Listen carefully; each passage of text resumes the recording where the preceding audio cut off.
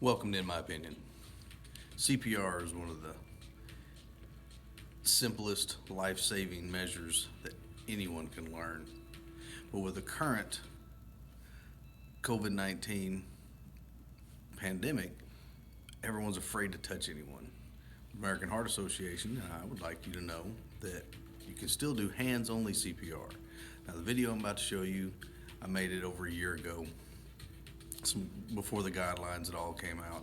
Just remember, wear your mask, and if you have a person that needs CPR has a mask, make sure they still have it on, or you can just lay a cloth over it.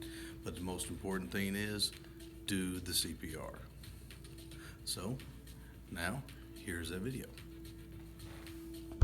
And today we're going to be going over friends and family CPR, specifically hands-only CPR. By the end of this course, you will know when to call 911, when and how to give chest compressions, and when you're able to switch off with another person and help them to be able to give chest compressions, and how to hook up an AED. What is hands-only CPR? Chest compressions only. No mouth-to-mouth. No rescue breaths. Non-healthcare providers or healthcare providers that are off duty that don't have the personal protective equipment with them, such as a mask, a barrier for doing the rescue breaths, it is just fine to do hands only. Do the chest compressions. It'll dramatically increase their likelihood of survival without putting you at any undue risk for not having any protective equipment for the rescue breaths. This is designed to meet the requirements by the state of Arkansas for high school seniors to graduate by having CPR training. However, this will not meet the requirements for most employers that require a CPR certification card. You'll have to take another class. And this class is conducted under the authority of the American Heart Association. Why learn CPR? Well, in about 60%, well over half of the cardiac arrests that have happened, people having heart attacks, there was someone there. Someone that could have done something if they knew. Chest compressions. Do CPR. It can take up to 20 minutes for trained medical personnel to make it to a remote location, which where we live is almost everywhere. And the longer someone goes without blood being pumped, oxygen's not getting to the brain, it can cause brain damage. CPR can help prevent brain damage. All right, when to act. Are they responsive? What responsive means is when you, hey, you okay? When you touch them, when you ask them anything, did they blink? Did they talk? Did they move? Did they do anything responsive at all? If not, they are unresponsive. So they did not respond.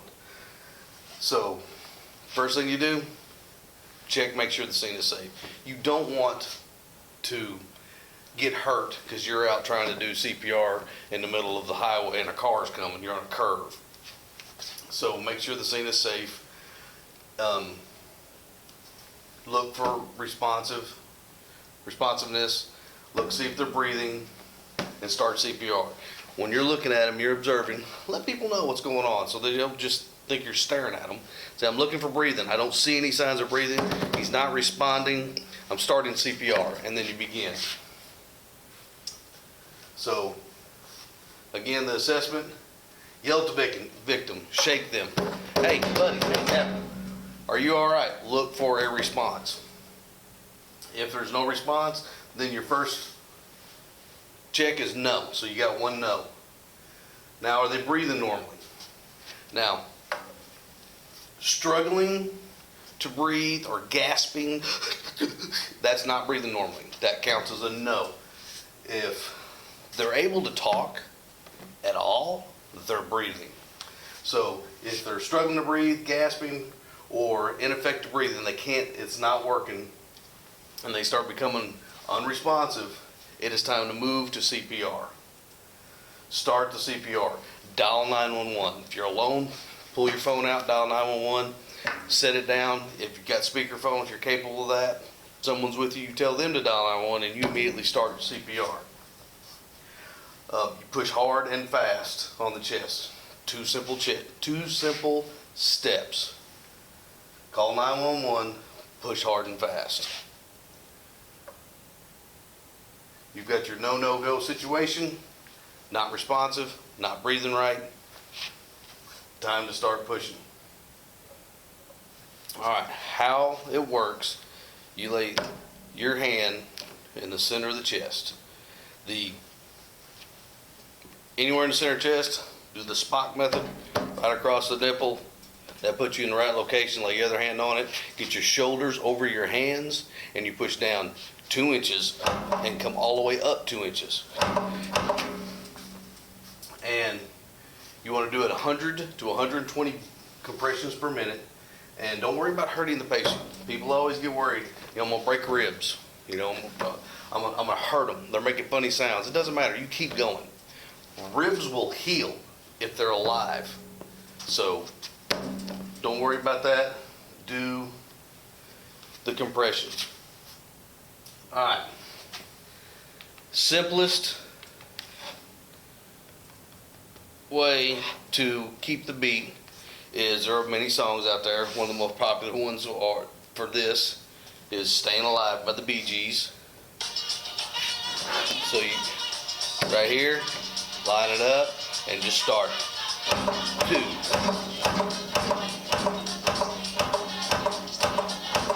And you don't stop. On hands only CPR, you're not going to stop and do the rescue breath. You're going to keep going. And you're going to keep going at 100 to 120 beats per minute, or beats. When someone else is around, you can coach them. Hey, here in a minute we're going to switch. I want you to put your hand in the center of the chest. If they've never had any training, you can give them the training where you're standing there. And you just keep going until someone arrives. You want to go to 2 inches, and you've got to come all the way up 2 inches, because that's refilling the heart. The blood has to get back into the heart so you can push it through to make it to the brain. And don't forget to coach. Don't forget to coach the other people if they're helping you. You continue them until they show obvious signs. They come to and they tell you to stop. Obviously, you can quit. You have responsiveness. But the main thing is, you're going to keep going until they either get better or medical personnel show up. Someone that has more training than you comes and takes over. Be the beat, save the life. AEDs. AEDs are very simple, and there's a lot more of them out there. Used to, there were only certain places. Now most businesses have them. The school has one in every building. And at sporting events, there's always going to be one. Here is a training. The AED is real simple. The very first thing you do when you get the AED, of course, you've got somebody doing chest compressions until it gets here. Just turn it on. This is a training device only. No shock will be delivered. So, pull it out, and it will tell you. Remove clothing from person's chest. It'll tell you what to do. What you don't want to do is set the AED over here where you've got to lean over. So you want to keep it. Attach pads firmly to person's chest, as shown. All right, this one is for, shows child or infant. Plug-in connector. It will work on adults as well. Check connector and pads.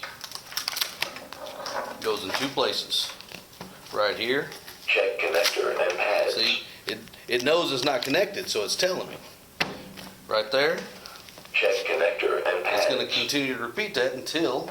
Analyzing rhythm. Everyone stand clear. Everybody stand clear. Just wait. It's testing right now, looking for shock advised. It says charging. Charges Everyone up. Stand clear. Everybody stand clear. Everyone stand clear. And then push the shock button. Shock delivered. Begin 5 cycles of CPR. Then you go back. Now the difference with this is you're going to continuously do chest compresses until medical personnel arrive. There are different types. Here's an actual one. That other was a trainer. This is an actual one that we have here at the high school. Lift it up. Has the pads. They're all right here. Right here. First thing you do, turn it on. It does a little check. It's clearing.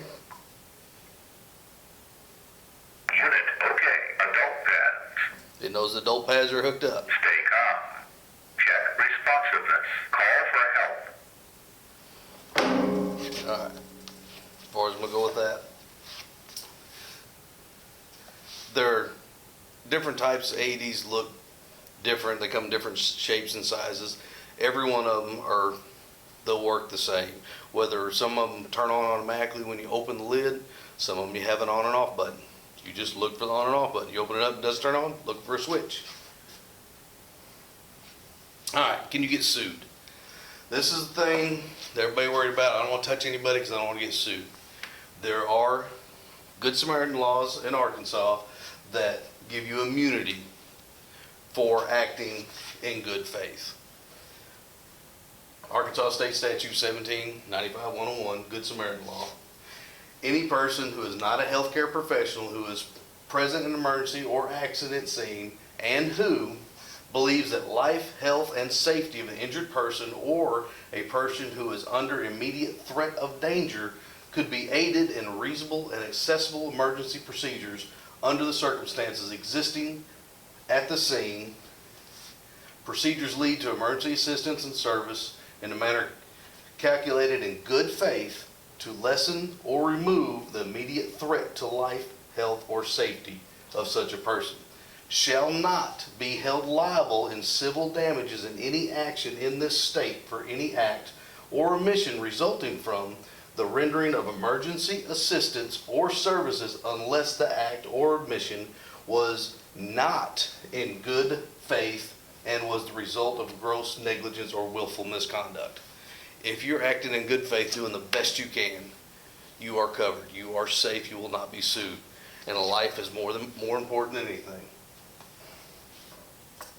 Hands-only CPR avoids the biggest risk of the mouth-to-mouth as far as you catching any kind of germs or disease. The largest risk has always been the mouth-to-mouth contact. So, what if I mess up and don't remember anything? It's okay. Do your best. Act in good faith. Chest compressions. 2 inches in, 2 inches up. Keep going until help arrives. If you have an AED, get an AED, put it on, follow what it tells you. It will tell you everything you need to know. CPR is rough on a person's body. It's worth it.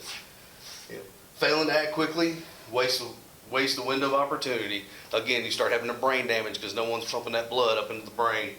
Broken ribs will heal as long as the person is alive. 2 steps to save a life. Call 911, push hard and fast on the chest.